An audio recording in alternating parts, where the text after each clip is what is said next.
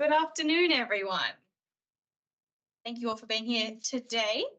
I would just like to remind all the councillors that this is a public meeting, so please be mindful of your actions and your comments. Please avoid making statements that might defame or offend, and note that a recording of this meeting will be retained online and in council's archives. Please turn your mobile phones off or switch them to silent, and filming and photography are not permitted in the meeting. Anyone observed to be filming may be asked to leave. I now declare the meeting open at 5:03 p.m.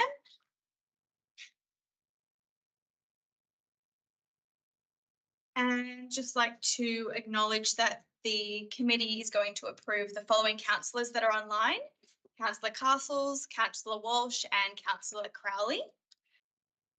Do I have a seconder? I'll move that. Mover. I'll second. Councillor Neal, seconder. Councillor Wright. All those in favour? Unanimous.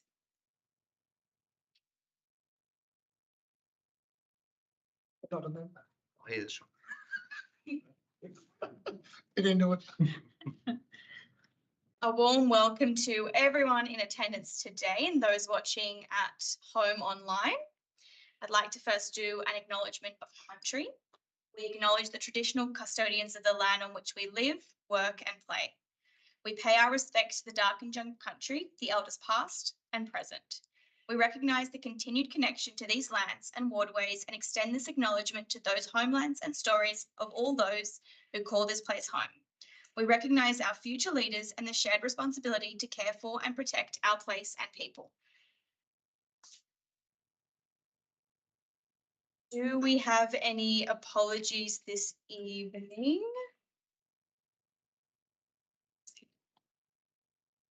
Okay, no apologies. Yes, Councillor Eaton. He didn't give me the apologies, but he's away. Yeah, verbally, he told me. We have a. I take that. Okay. Let's move to item 1.2, which is disclosures of interest. I will now ask every committee member to disclose any conflict of interest they may have in the items on tonight's agenda. I'll start with myself, and I can confirm that I have no conflicts of interest to declare. Councillor Neal. I have no conflicts to declare. Councillor Wright. Chair, I have no conflicts to declare. Councillor Daniels. Nothing to declare.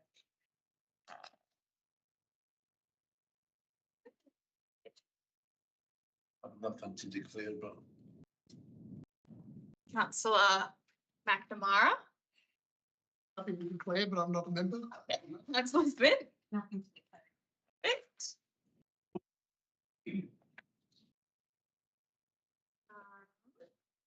They're a member of the road. No one's remote. No. Councillor Eaton, but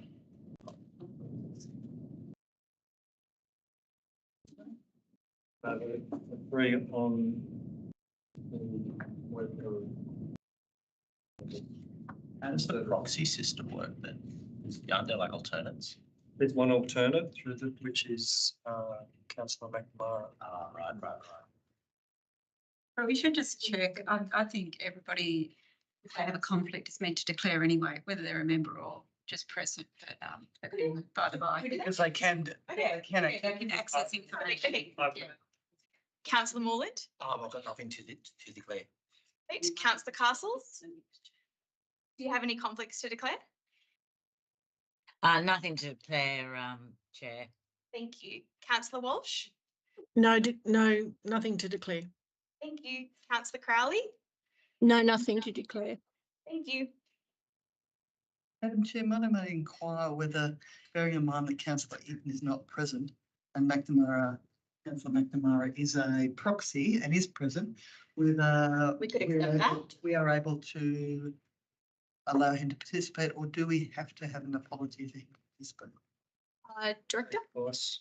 We don't need to have an apology, but it still maintains quorum.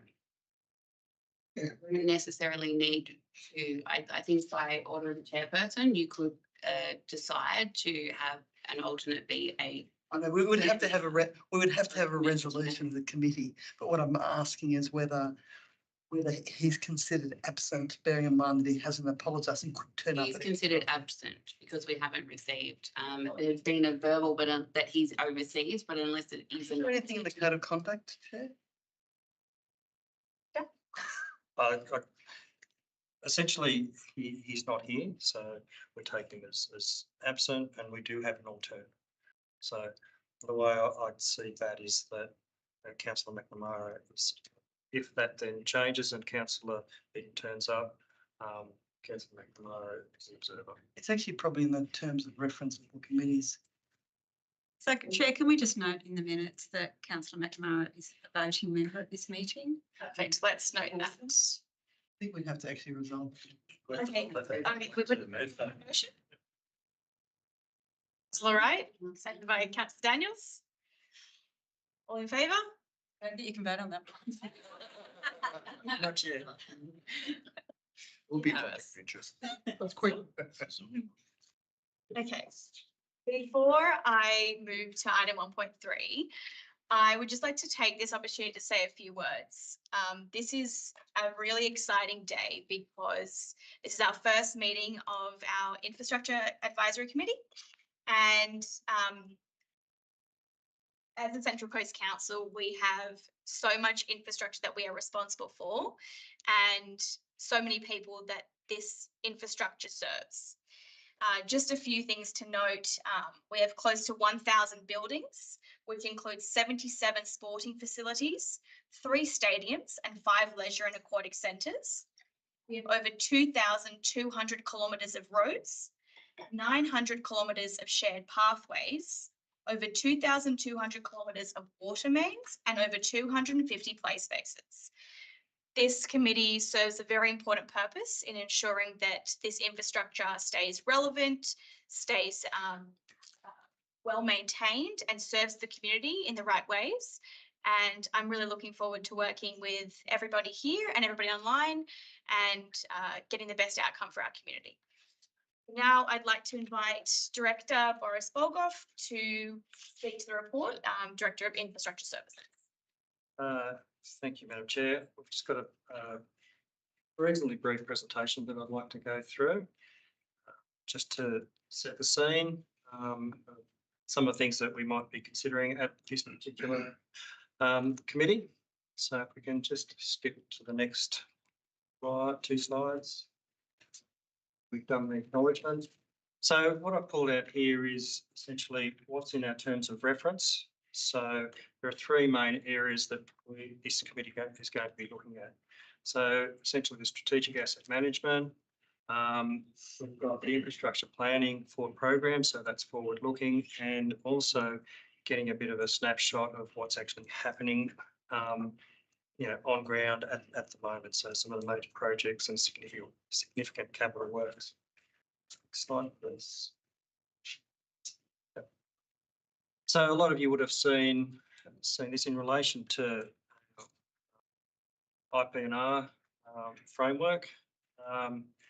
Essentially, assets form part of the resourcing strategy. So with our community strategic plan, we'll be looking at the asset strategy moving forward. That'll be part of council shortly. And it forms part of what we use to set our 1-year operational plan, our 4-year delivery plan. And obviously strategic plans working to feeding into that as well. Next slide, please. What we've got in front of us here is our internal governance structure. Essentially, we've got the Strategic Infrastructure Committee, where we've got a bit of an oversight. We, suppose officers as well as council want to make sure that we deliver to the community. We've got 90%, over 90% key performance indicator to do that. We often say, we promise something to the community, but we won't deliver on that. So that's what we do have some checks and balances in relation to seeing what is going through council and any changes that are proposed through the Strategic Infrastructure Committee. Now, additional to that, there's some working groups. So from the left to right, you've got the Developer Contributions Working Group. So that's looking at our contribution plans. So that's essentially what's funding a lot of the new infrastructure that goes into the community. Our technical asset working group is a little bit more detail into the level of service that we're providing to the community in our asset management plans. A lot to do with any improvements to our asset management plans. They also, as I said, it goes through to feed into the strategy. So there's a lot of detail that goes into the asset management plans. The other side of things is our project management working group, where that's looking at the delivery on ground, a lot more around that 1 to 2 years of delivery. What's included there is things like plans on a page, so that each project, officers will consider what they do in relation to community engagement, what approvals they might need, just so that there's not a bright idea and things haven't been thought through. So we have got those for up to 4 years, so that there is some oversight in relation to projects moving forward. Can I just ask a question, Madam Chair? The Infrastructure Committee meets monthly. The working groups, how often do they meet? Most of them meet monthly. The developer contribution meets quarterly. So moving into, I suppose, our forward plan. As councillors would be aware, there's a lot of strategies that considered by council. That's just a bit of a screenshot of a few of those. What this particular committee will be considering in the future is just in the next slide. We've got the public toilet strategy, which we're planning to get to this committee in June. And there's also the walking and cycling strategy, which is going to be another huge investment. First. I've been surprised how much passion was around the public toilet strategy and interest, to be honest. It's you might be surprised by us. The community is really looking forward to seeing that report. So. Thank you, Councillor Nolan. That has been a little bit of a surprise for us as well in relation to the number of responses, and I did anticipate it coming to probably this meeting, but because we've had a lot of responses, we've had to consider that. Which will mean that there's likely to be some adjustments to the original strategy we put out on exhibition, and then that will come to this group. There might be some varying opinion. We'll be able to have a bit of a discussion, and that then go to council. Do you have a rough sense? Sorry, do you have a rough sense of how many responses? I'm just curious. Like, what do you deem as a lot? I was probably expecting around 20. I think there was about 100. Okay. So, It's fair to say they were passionate responses.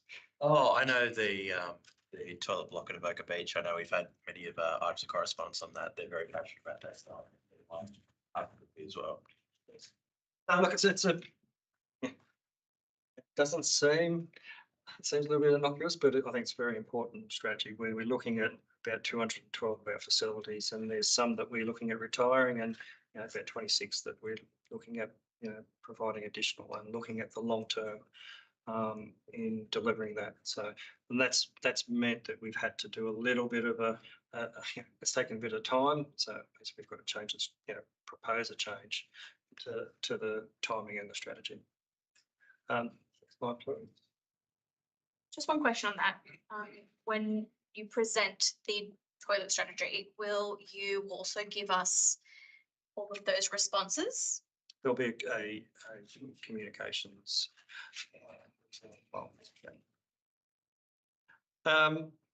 So if the councillors have seen this, I just want to reinforce, this. Councillor Walsh. Oh. Yes, thank you, Chair.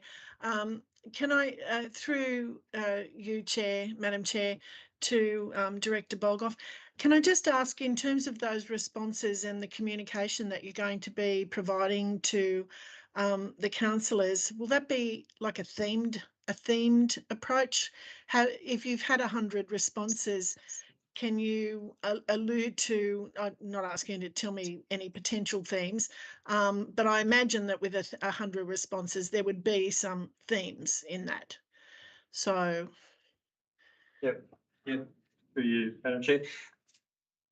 The way that I wanted to approach that, there's going to be, potentially some, themed responses, but more likely to be per location. So I anticipate, there might be, we'll call it half a dozen locations that there is a differing view, and they're the ones that I'd be able to focus on to explore and discuss that amongst the committee.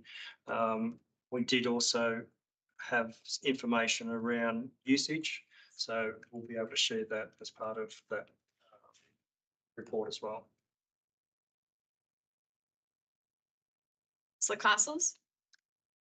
Yes, thank you through you, Madam Chair. Just a quick question. I think quite a lot of us, as councillors, have received, representations from the community in regards to the toilet strategy and maybe a particular, toilet block in their area, etc., which I'm sure a lot of us have followed up through the hub and all those sorts of things. Will there be any opportunity for some of those type of responses or queries to also be, I suppose, put in the mix of community sort of input into this strategy when you put some figures together, Director? Through you, Madam Chair. Anything that I've seen through the councillors has been also input separately, so I don't think anything's going to be missed. We can discuss it as well when the That's right. report is tabled.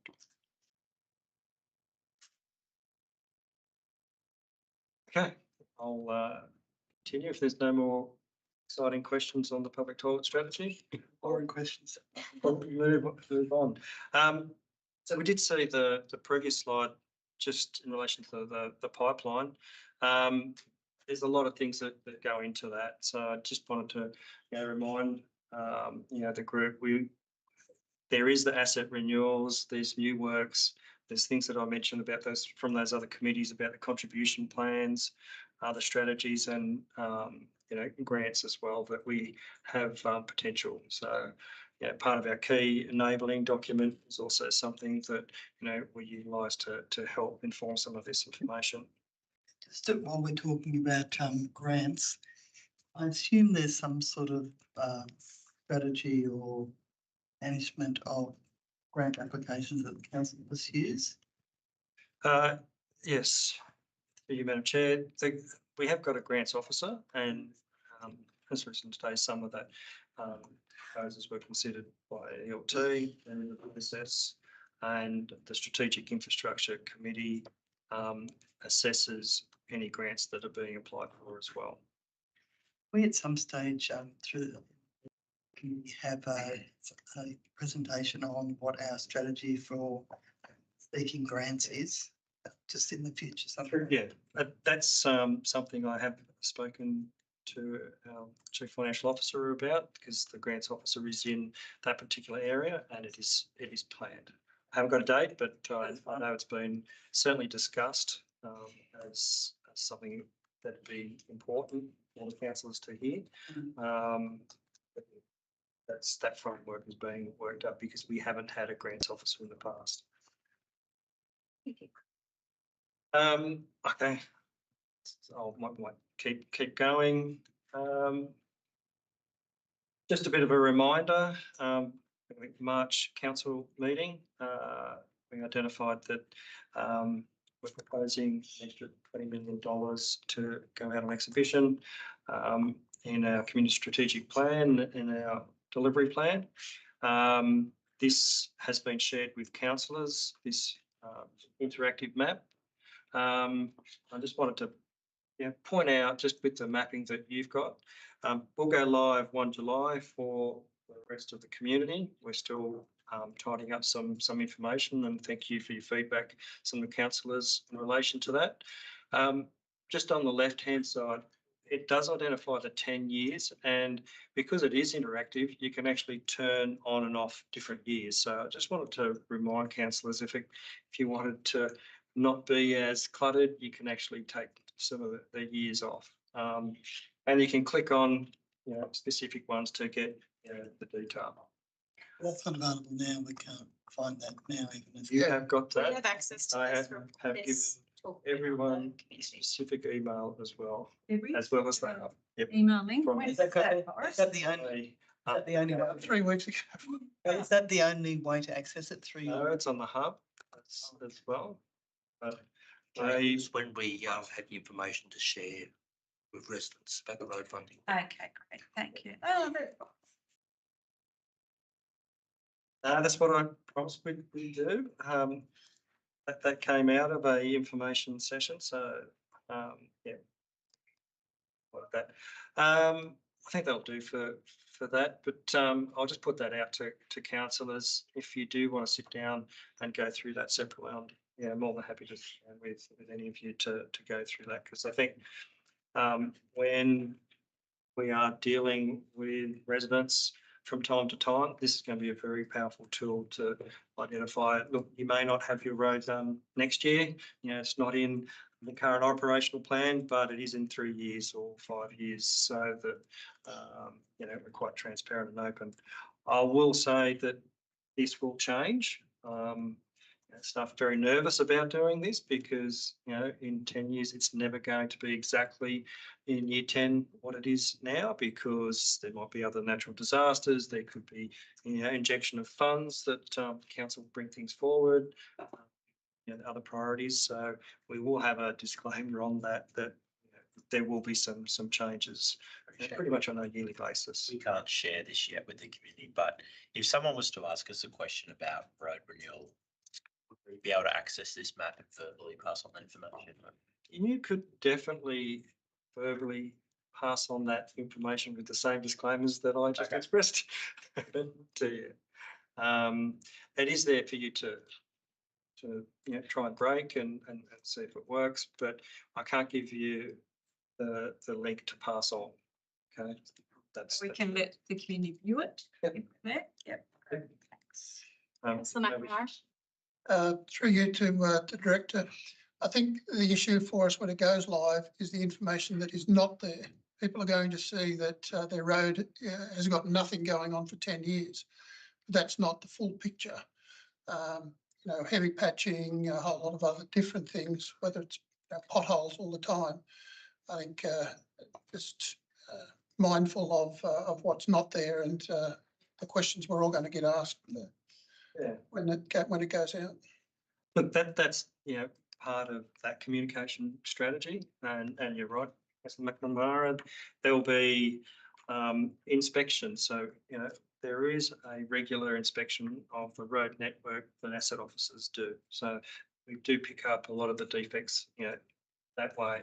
We do have our maintenance crews that go out, that council have also identified that as a priority, and there's council is looking at small injection in relation to some increased staff in that space, as well as part of the operational delivery plan. And we can certainly put some information around, if you do have an issue, please contact council and have a look at it from a maintenance perspective. Okay, I'll just keep going. My short 5-minute presentation is extended a little bit.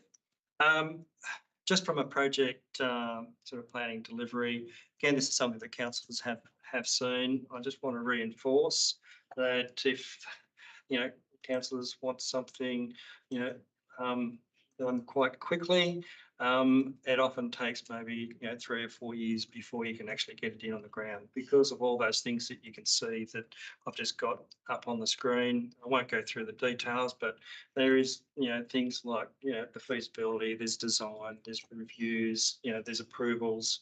Sometimes you need to have acquisitions, and there's enabling works for services and things like that, and then there's the actual delivery. So it's not often you can just go straight in and deliver a project.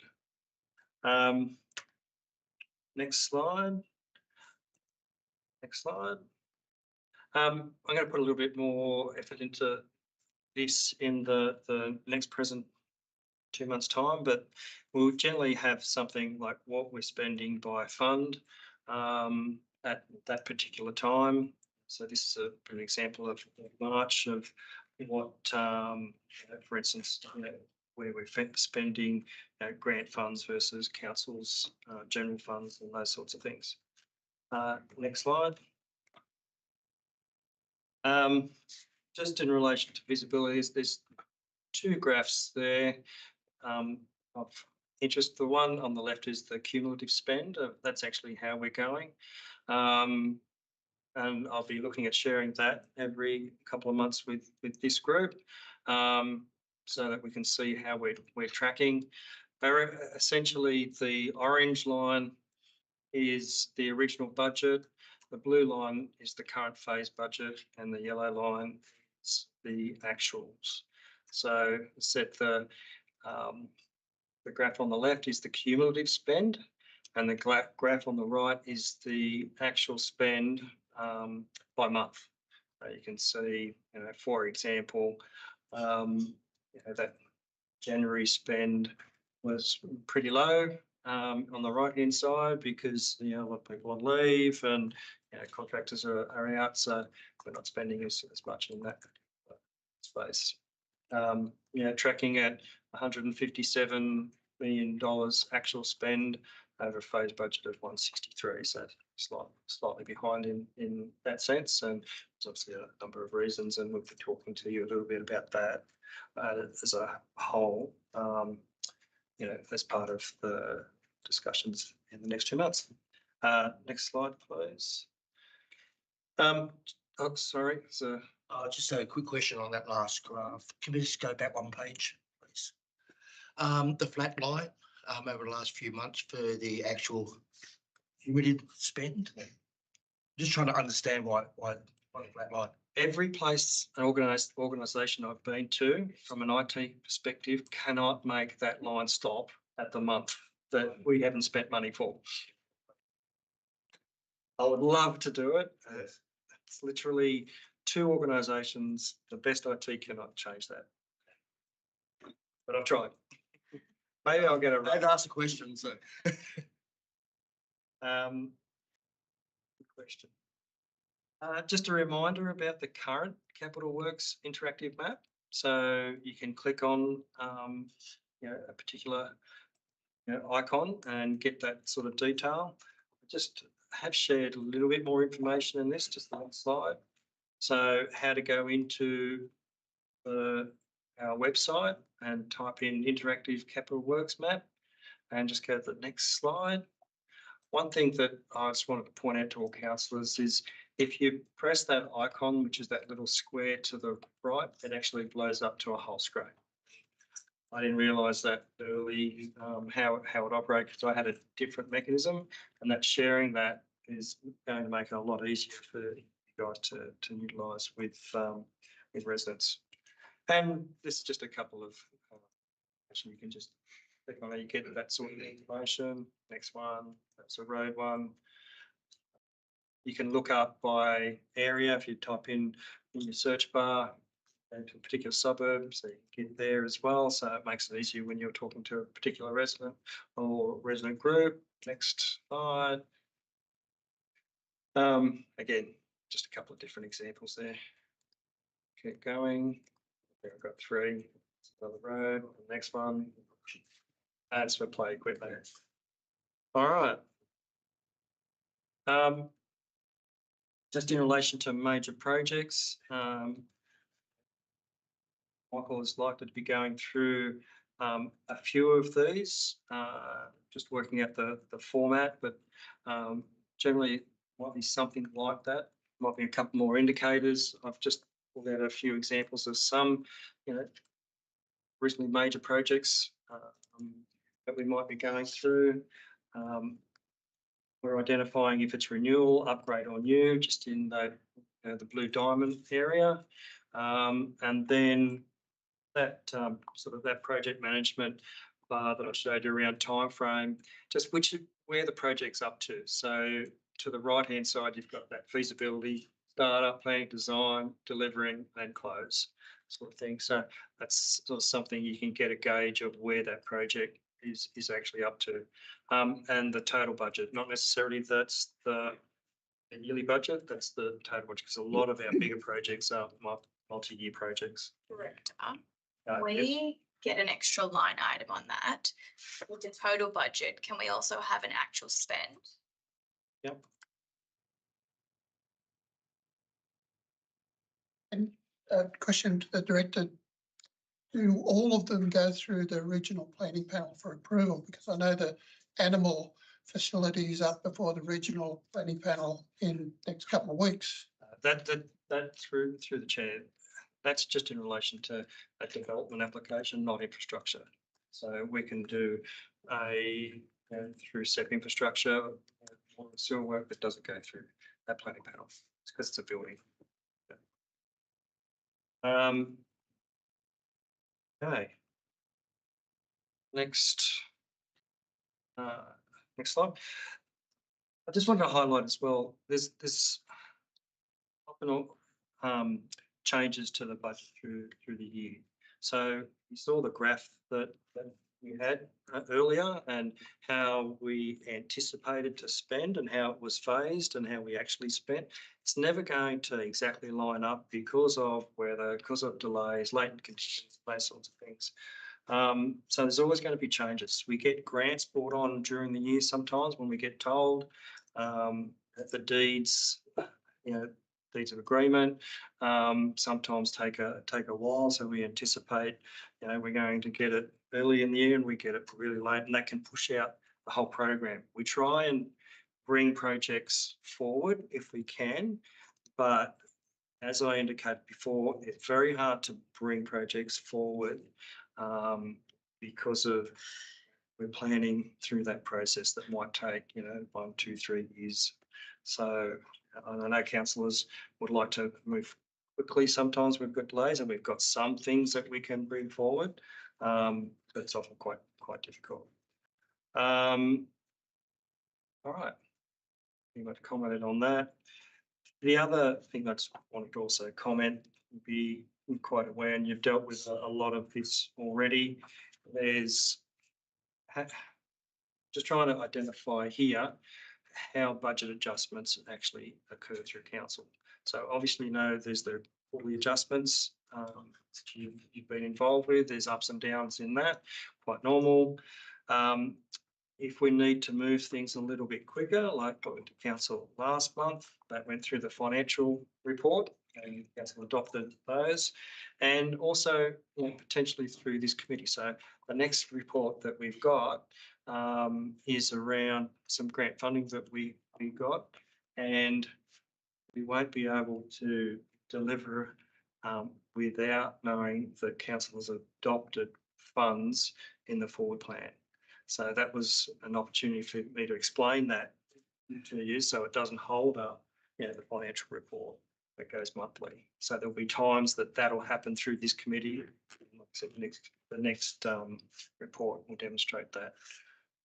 For you, Madam Chair, to the Director, there's been a lot of federal government commitments over the last few weeks. When there is a outcome of the election, what process do we use as council to follow up on those commitments? And when do we start moving those commitments into potential projects and budgets? Madam Chair, second time. The experience that I've had is the commitments, come to fruition. There are times that we need to work very closely with the funding bodies because we can't actually do any work until we've got a signed funding deed. And that's the most critical part of this whole exercise. A lot of the time, like this process, a lot of information has been shared with both sides of politics because we have a key enabling document and sharing a forward plan that we've got that can be selected from. So it's not hopefully an idea that is going to take 8 years to develop and then deliver. So I'm seeing some good relationship building at that political level and then working with the funding bodies. Can I ask a follow-up question? So we get a result with the election. Yep. Do we proactively follow up with the politician that's made that commitment? Give us the money. In my experience, what happens is despite whatever commitment is made during the election, as council would normally wait for the department. Say, for example, at the moment, federal department, to contact the council and say, we're moving ahead on X grant and let's do the paperwork. And I know it's been the case previously, but I think if this council would like to be really proactive, and you've made a commitment, you've been elected, we would really like you to follow through on that commitment. Is this something that we would be discussing with the grants officer that we'll speak to? Not necessarily. The simple term is, in simple terms, the politicians also want these delivered as quickly as possible. And so do we, and so do officers. I've certainly in the past proactively gone through to, I suppose, state or federal, depends where the money's coming from, at officer level, and coordinating in relation to setting a plan on how that the funding deed is going to be delivered. You, Madam Chair, can I make a recommendation, and this may be happening already, that somebody's keeping a list of these promises or these commitments, and if there is a election result, there is a proactive follow-up, because I think it's really important that the community builds their expectations around these promises, and I don't want council to be put in a position where they know we're the delivery body and they've heard these promises and we're 40 years down the track and that funding has never flowed to our council. So, say 4 or 40. Oh, 4. It could be 40. Yeah, absolutely. Sometimes. I think that's a good idea, Councillor Moore. I think we should note that and put forward that recommendation as a committee, that we do keep a strong record and that we do follow up to benefit the community.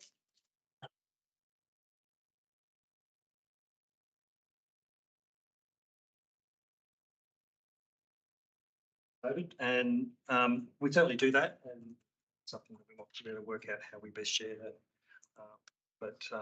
Yes, our media have proactively been collating that information. Okay, I think the last slide. So I suppose for this committee going forward, that's how I saw that we could deliver on the terms of reference, that sort of structure that we bring to this committee. Obviously strategies, I've mentioned a few tonight. Anything specific outside of the normal framework that we need to bring in relation to our framework, major projects where it's likely that Michael might go through a few of those in the future meetings. Bit of the progress reporting, so those next two, and as I mentioned earlier about any potential budget changes. And that was it for committee. Thank you, Director. Can I just ask, Boris, in all of that work, and I noticed the next report is about works as a result of disaster and disaster funding. So how are staff factoring in terms of their strategic planning, those generally low-lying assets that are subject to potential impacts from flood, coast erosion, all that kind of stuff? The impacts of climate change, is that a consideration, or is that wait until they fail kind of thing? No, And I don't mean that through you, Madam Chair, lovely. that part of, when they consider any capital works is also to consider those sort of impacts, if how they can be a little bit more resilient and impacts on climate change. So, I just, so my point is a lot of councils are dealing with the climate change impacts on low-lying infrastructure. Yeah. And whether it should be relocated or whether it should be moved. And of course, you can go too soon and have a whole lot of cost on things you don't need to do. But is that a program or is that a thinking in that process? it is part of I suppose the strategic planning group has a look at where that could be activated. So in the low-lying area, because if you start, for instance, if you build a road too high, you're building a dam, and that's not going to work. But if you get the initial, I suppose, that surrounding work done or drainage, then that can be then considered. So simple answer is our strategic group do look at that before a lot of the renewal. But as I said, when the team are looking at a new project and it might be the height of a building, they will look at what level they need to set that at as well. Okay, I guess I'm more thinking of the older infrastructure, but Yeah. Okay. That's enough. Having a quick look at the 10-year plan, the additional funding of 20 million that we had on the last council meeting, has that been incorporated in the 10-year? Yes. There just seems to be some of them. Grab me I'll send you. after the meeting and we can go through it. But the instruction for that was that we include that in there, and if council pull it out, that's a council decision. No, I wasn't suggesting pull it. I'm just saying what I thought we incorporated and Yeah. it should be standard of, or not at the year that I would expect. It's there, but much later than the. You've generally the last stuff that was that we brought forward the second 3 years to the first 3 years. So, through you, Madam Chair, the first year, there is very little of the work that we brought forward from years 5 to 10, because a lot of that, as I've discussed around, they have to do some geotechnical work. And I understand all that, but it's not in the 3. I think it's quite should be. Administrative thing. Can we sort this? It's not really administrative, but I think it's better dealt with if I send you an email that sets out in detail, so you can. Happy to accept your. Councillor Castles. Yes, perhaps to you, Madam Chair, and the rest of the committee there. I'm just a bit concerned, not concerned, but I'm wondering about, I know we just before would be an example where the conversation was around, the election sort of promises, if you like, from both sides, and we don't know who's going to win yet. So we'll wait till after the 3rd of May, obviously. But I sometimes think that with the minutes, and this is not a criticism of our minute takers, it's not a criticism of anybody in this room, but some of those sort of matters where, for example, you want to make sure they're kept on the agenda for your committee, and I'm sure the same will apply with other of these committees as well.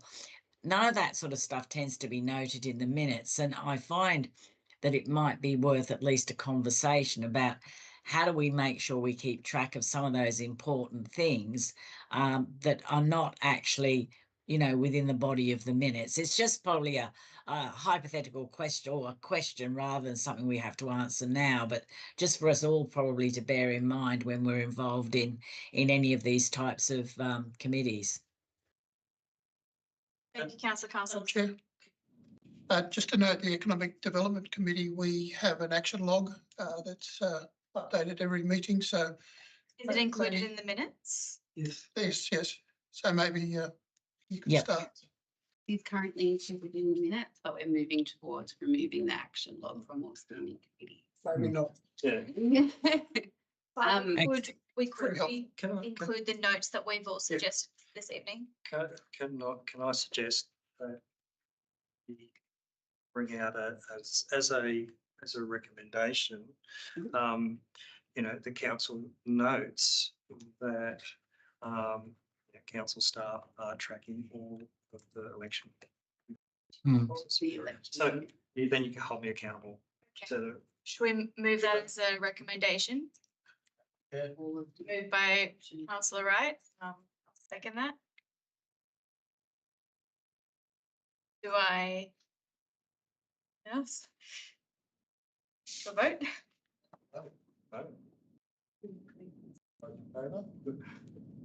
Unanimous? Perfect.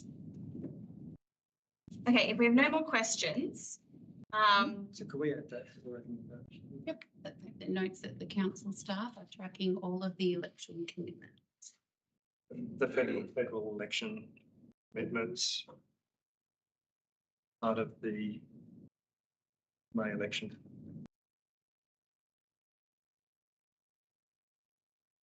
should we also include, as councillor Mullen was assured, that we will follow up on those commitments?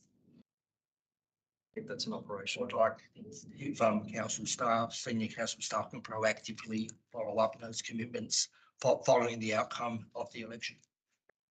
Sorry, can we maybe just get a report back after the election, like That's what a the list commitments of are.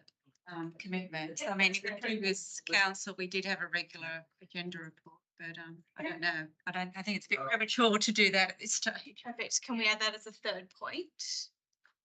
Then we'll have a report come back to this committee after the election, which details all of the commitments. Lovely. Of the winning team. So that might be. Also to make sure all the signs have been. I suppose you've got to consider too, someone might win an election in Robinson, Dobell or Shortland and then their party may not win their full government, which means. some And of they those fail commitments to are- keep their commitments. Exactly, that's what I'm saying. So it's, I think that's something that the community doesn't understand as well. Like, let's say, Brendan Small wins, Dobell, commitments he made. Hypothetical. Very hypothetical. His commitments might be formed on a government basis, so I think we need to note that as well. Which I know you will, I'm not saying that's another item to add, I'm just saying, that's up to John's point, the community is not going to understand. Do I have any other amendments to this? I need to move that, I think the motion. Perfect. Do I have, yes? Sorry, can we just tidy that up to have report back to this committee which details the commitments of the successful Sentence. of The six commitments of the successful. candidates. To Councillor Wright's point. Yeah, Candidates, I guess there's three. Candidates. Probably three. Receives a report to come back to this committee which details the commitments. Of the successful candidates, plural.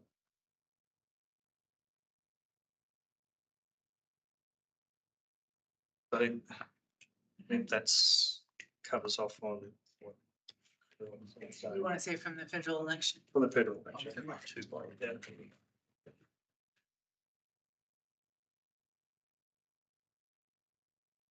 On their 10-year plan, does it show when it's actually done? The motion was put, so do I have a mover? Councillor Wright, do I have a seconder? Councillor Daniels, all those in favour? Unanimous, perfect.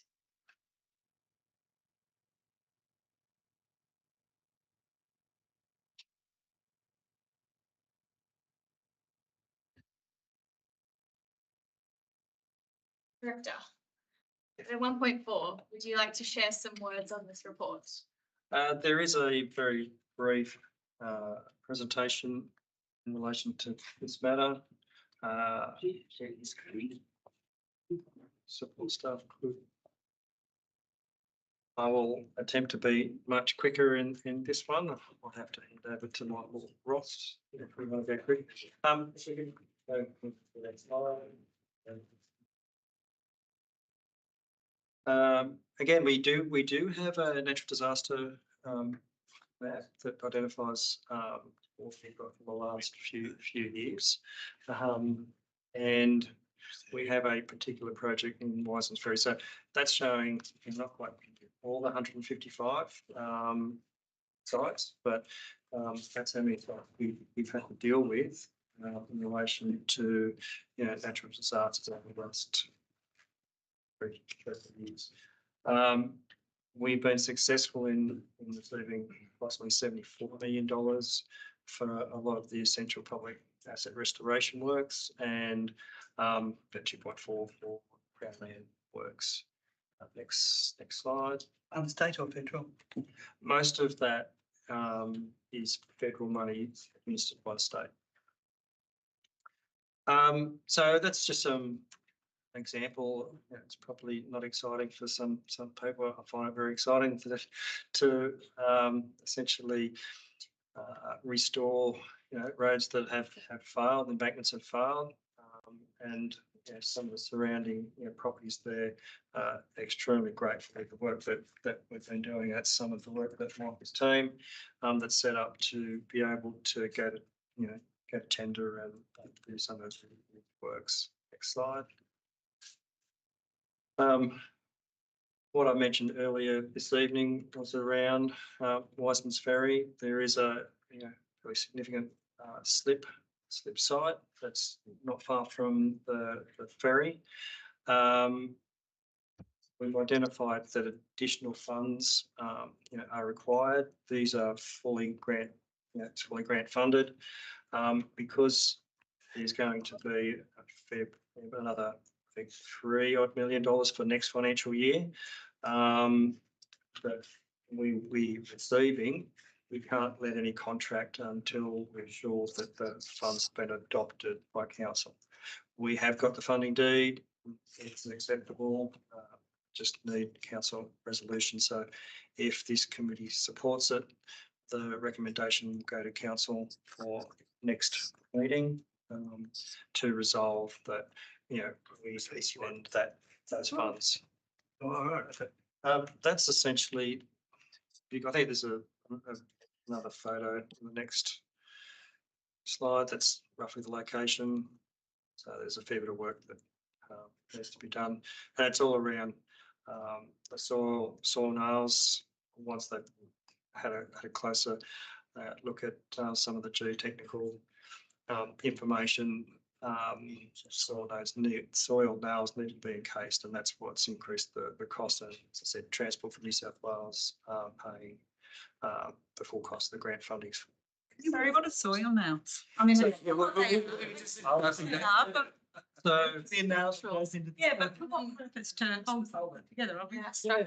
So essentially, if you've got a slope and it keeps falling away, these soil nails go into the mountain. So they drill them into the side of the mountain, and that friction holds, because they put quite a few of them, and actually holds it in. It's either friction or hitting bedrock. So, when it's under tension. No, they just do that by themselves. There's nothing attached to it. No. It's just the nail itself that does that. Okay, cool. Okay, we can work something new. Can you work through process of those grants? I mean, how does it happen? There's a disaster declared. What's the next step? So essentially, there is some funding that will get up front for cleanup. So Is council actively applying for that post-disaster? Well,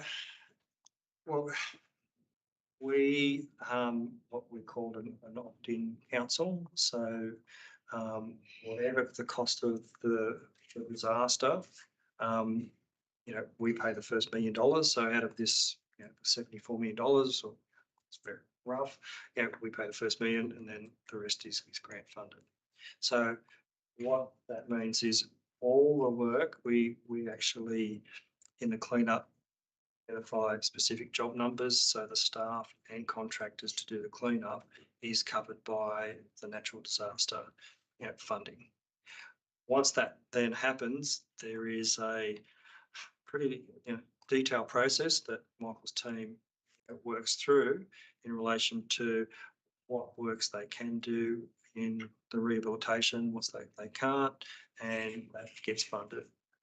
Yeah, what I'm trying to, I suppose, is there a certain amount of money allocated to Central Coast Council and we go around and find projects that fit in, or do we say there's certain criteria that means that a project is included, then you work out what needs to be done, how much it costs, and you apply based on that? Is that how it works?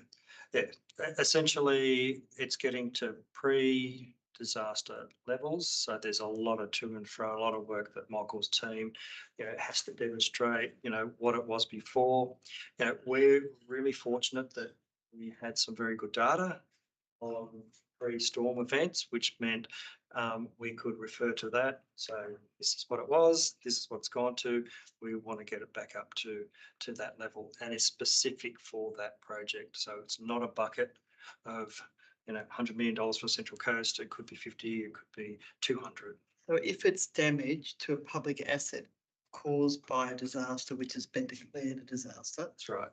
then you are eligible to apply, and you how do you create the causation or prove the causation between the damage and the disaster? That's where so the before and after photos are critical condition. Condition reports, the map data, combination of anything we That's just a factual assessment. That's slightly off topic. Do those soil nails work in sand? It probably through the chair. It depends on the geotechnical conditions with this site in particular. The soil conditions were poorer than we anticipated, so the soil nails become ineffective. So we have to change our method, because when you drill the hole collapses before you can insert the soil nail. So that's why the cost has increased on this, because we have to revert to casings. So the casings are embedded with the machine until a point where it might be 6 metres, the geotechnical engineer will say. Then there's a withdrawal where they test that it's holding, or the bearing of it. Then they'll insert the soil nail and do a ground injection. But for sand, typically not. It's a poor condition, and you want to get an embedment and the bearing capacity, so it's going to withhold. That's tied at times to a holding material on the outside, potentially shotcreted, depending on the location of the aesthetic that we're trying to achieve. How would you typically manage coastal erosion with sand? that's Probably a long night. Madam Chair. Direct it back to the report. That's off topic. Madam Chair. Would you like to continue? I think that was the last slide. And it's in the report, identifying the recommendation to council from this committee. Councillor Smith. Can I just ask an slightly off topic question? Because when I read that, I thought it was the Wiseman's Ferry Road landslip bearings. So is that work finished? The Wiseman's Ferry? It's still going. There's a number of sites that certainly well progressed. We lifted the when it rained at that 30 mil interval, we closed the road. That got lifted in December, so because of the work that we've done, so that was a priority. They're getting close to finish that particular site, and there's a couple more that we still need to. On the landslips in general, do you have an update on what's happening at Avoca Beach with the landslip there? I believe you've had federal funding for that. Yeah, that's at the Vex Warren Avenue. Is that what you're talking about? Yeah, we've got funding. We've agreed on funding. We've got a design. Tender has gone, and we're at point to work shortly. Is that the lookout, or is that? No, so Not the lookout. yeah, next to the Chinese restaurant, up to Warren Avenue, not near the lookout, but pretty close. That big development that went in the hill, is it? It was a bunch of trees and debris that in Easter, like maybe 2020 or 2021, all got washed down and clogged the road and whatnot. We have no more questions on the report. Do I have a motion? I'll make the recommendation. I'll second the recommendation. Thank you. of that. Moved by councillor Neil, seconded by councillor Wright. By, Is there any opposition? is there any opposition? Perfect. Okay. Yes. Just declare it carried. Wonderful. 1.5, do we have any other business to discuss this evening? Can I just check this committee does or doesn't include water and sewers stuff? It does. It does, that's part of the infrastructure, Sorry. yes. Could we, maybe that's something that we could circulate for the next meeting, what this committee will actually deal with?